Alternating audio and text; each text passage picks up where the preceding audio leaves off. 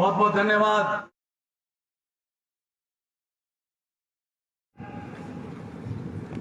गोगा जी चौहान के थान के अंदर दर्शन करने के लिए जाते हैं तो मेघवाल समाज का बच्चू मेघवाल है, उसकी पूजा उनके साथ मंदिर में होती है। रतन सिंह चावड़िया, मतवल रतन सिंह कोतवाल, उनकी पूजा मंदिर के अंदर साथ होती है। गोगा जी के मंदिर में राम सपीर बाबा जाते हैं, हम रामदेवरा कालीबाई की पूजा साथ होती है। उज्जैन जाते हैं वीर दुर्गादास राठौर के साथ, नायक समाज का भाई है, उसकी समाधि बराबर में बनी हुई है, साथ पूजा होती है। और महाराणा प्रताप जी जिनका आज हम उत्सव मना रहे हैं, वो तो रहते ही नहीं में थे, खाते ही नहीं के साथ थे, सोते ही नहीं के साथ थे जंगलों में। तो मेरे देश के नौजवान साथियों, ये छुआछूत, ये जातिवाद हुआ नहीं करती थी। ये छुआछूत का जहर खोला गया, ये ऊंच नीच का जहर खोला गया, वरना राजपूत तो सबको साथ लेकर के चलते थे। जब देश के अंदर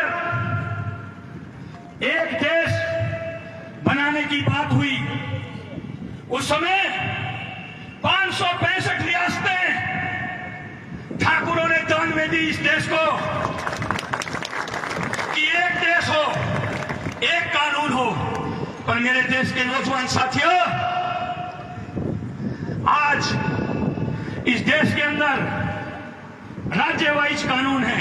बिहार के कानून अलग हैं, केरला के कानून अलग हैं, राजस्थान के अलग हैं, दिल्ली के अलग हैं, महाराष्ट्र के अलग हैं। हम ये चाहते हैं, क्षत्रिय समाज ये चाहता है, धरनी सेना ये चाहती है कि एक देश एक कानून हो।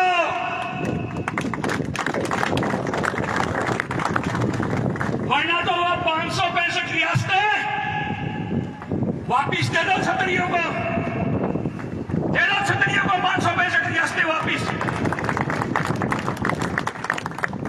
उन राजाओं में तो मांगने की हिम्मत है या नहीं, पर करनी सेना इस मंच के माध्यम से कह रही है कि हमने 565 रियासतें हमारे पूर्वजों ने इसलिए दान की थी कि एक देश एक कानून हो।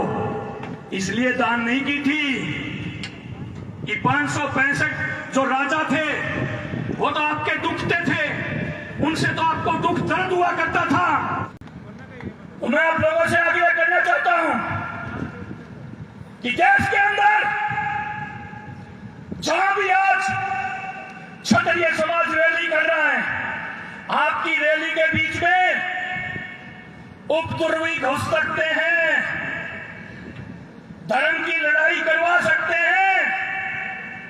तो जो वॉलंटियर है रैली के, वो ध्यान रखें, हर रैली में पूरे भारत के अंदर जो रैली के वॉलंटियर हैं वो ध्यान रखें। और जहां भी रैली निकाल रहे हो, एक गाड़ी आगे चल पड़ी, बाकी गाड़ियां उसके पीछे पीछे होनी चाहिए। ये नहीं कि कट मार के आगे ले जाकर के आगे बाढ़ रहे हो, पीछे बाढ़ रहे हो, निकाल रहे हो। एक गाड़ी आगे चल पड़ी, उसके पीछे सारी गाड़ियां एक लाइन में होनी चाहिए मेरे देश के नौजवान साथियों।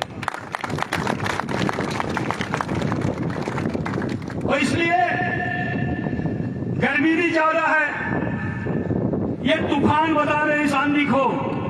अपन तो आंधी बताते, छोटी मोटी हवा तेज हो गई, पर जो ज्यादा पढ़े लिखे लोग हैं, जो 6 लाख VIP हैं, वो ये तेज हवा चलती है, थोड़ी सी रेत उड़ती है, उसको तूफान बोलते हैं।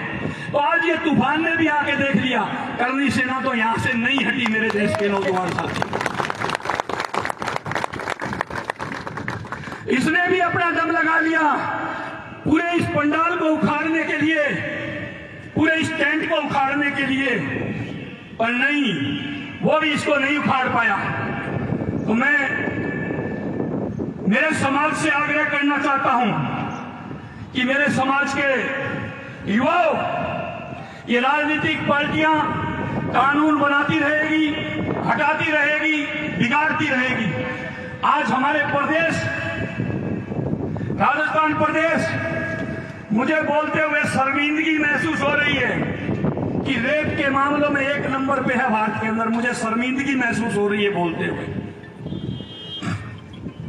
मैं धन्यवाद देना चाहता हूं मुख्यमंत्री पूर्व वसुंधरा राजे का, जिन्होंने 12 साल से कम उम्र की बच्चियों का हाथ जो दरिंदगी होती है उनको मृत्युदंड का प्रावधान किया, और मृत्युदंड अभी एक को भी मिला नहीं है। मैं ये चाहता हूं उन दरिंदों को सरेआम चौक के अंदर लटका करके फांसी दी जाए, ताकि आने वाली पीढ़ियों में किसी दूसरे की हिम्मत ना हो।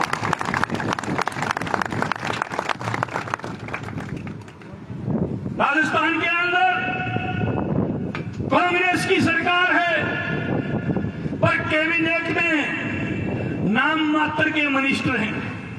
कैबिनेट में कैबिनेट मंत्री नाम मात्र के हैं। वसुंधरा जी के टाइम में सबसे ज्यादा कैबिनेट मंत्री राजपूत समाज के थे। मेरे देश के नौजवान साथियों, मेरे कहने का मतलब यह है कि चाहे कांग्रेस हो चाहे बीजेपी हो, तो आप लोगों को पूछती है उसको आप पूछो। अगर दोनों नहीं पूछती है तो आप भी इनकी पूछ छोड़ दो। अगर आप संगठित रहोगे, एक रहोगे, नेक रहोगे, तो इस देश की बड़ी से बड़ी ताकत आकर के आपके घर और आपके कदमों में पूछेगी, बनासा पावे लागू, वोट अपनी बार मन दीजियो। और उसके लिए संगठित रहना होगा मेरे देश के नौजवान साथियों।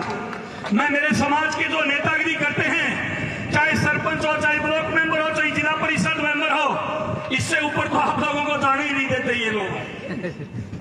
तो उनसे भी आग्रह करना चाहता हूं कि आप लोग राजनीति करें, और राजनीति एक क्लास की करें। ये नहीं कि समाज का समझौता कर ले। जो हमारे को पूछता है उसको हम पूछेंगे। मेरे कहने का तात्पर्य यही है, ये नहीं कि गोविंद सिंह जी सुल्ताना की तरह, इनका तो नाम का उदाहरण दे रहा हूं मैं खाली, ये नहीं है वो। इनका तो नाम का उदाहरण दे रहा हूं, ये नहीं है वो। ऐसे ना हो कि गोविंद सिंह जी सुल्ताना की तरह आपकी भी पकड़ बहुत तगड़ी और मजबूत हो। इच्छा कुछ 3 इंच का पकड़ दे तो छोटे को लंगूट जाए। तो मैं मेरे समाज से एक चुटकुले के माध्यम से बताना चाहता हूं कि एक गांव के चबूतरे के अंदर, गांव का चौक था, उसमें चबूतरा था, और चबूतरे के ऊपर चौपड़ पासा खेल रहे थे। आजकल तो चौपड़ पासा गायब ही हो गया, ताश का पत्ता चल रहा है।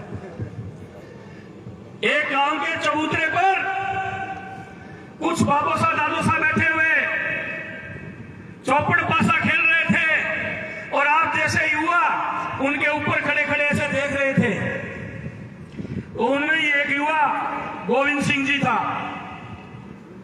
तो वो गांव के चौक में चबूतरे पर बैठे बैठे चौपड़ पासा खेल रहे थे, और इतने में गली में से भागते हुए आया एक गधा, और वो वहां से निकलने लगा भागता हुआ। तो गोविंद सिंह जी ने मारी जाई चबूतरे करूं, अरबेंगी पूंछ पकड़ ली।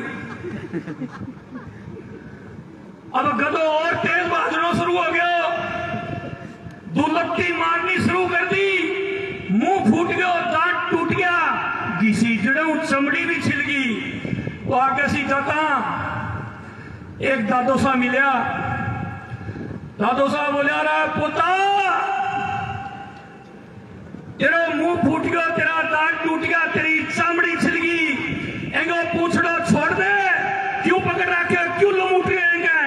बोले दादोसा ये मत देखो मेरा मुंह फूट गया, दांत टूट गए या चमड़ी ये मत देखो, ये देखो कि मेरी पकड़ कैसी है।